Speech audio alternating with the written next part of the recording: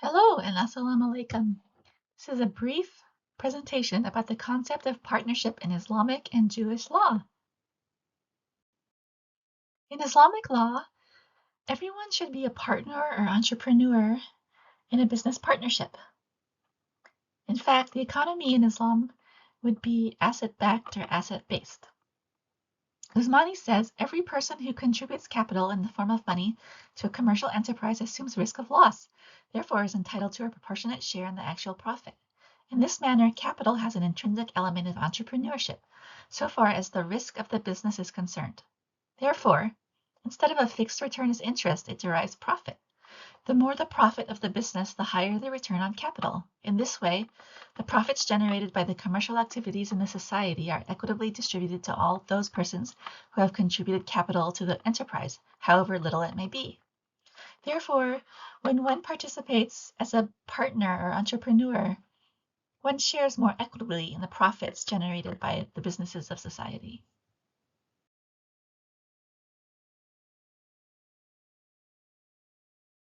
The payment of interest is unjust because no matter how much money the venture generates, the creditor will receive a fixed rate of return.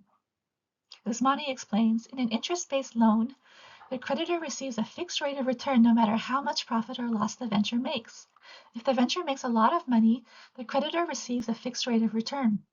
It would be more just if the creditor shared in the profits rather than just receiving a low fixed rate of return in the form of interest. If the venture makes a loss, the creditor still receives a fixed rate of return and the debtor bears the risk of loss. It would be more equitable if the creditor shared in the loss rather than receiving an abnormally high rate of return in the form of interest. It seems that a partnership in Jewish law is also asset-backed or asset-based. Dr. Lifshitz says partnership or shutafut in Talmudic law denotes joint ownership by several individuals in a single asset, and the law defines the sum of the rights of the partners.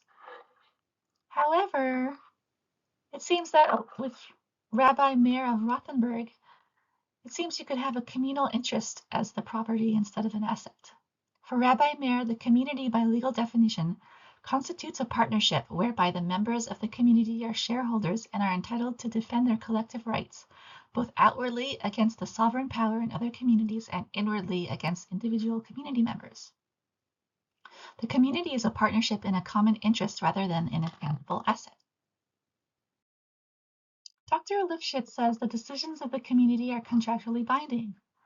Dr. Lifshitz makes reference to Rabbi Meir of Rothenburg and says his contribution is that a communal contract is binding despite its being an oral contract, in what could appear as a contradiction to the legal principle of asmakta.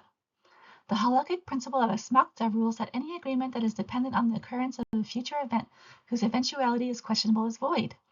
Every contractual agreement requires a certain level of sincerity and certainty on the part of both parties in order to ensure the right intention.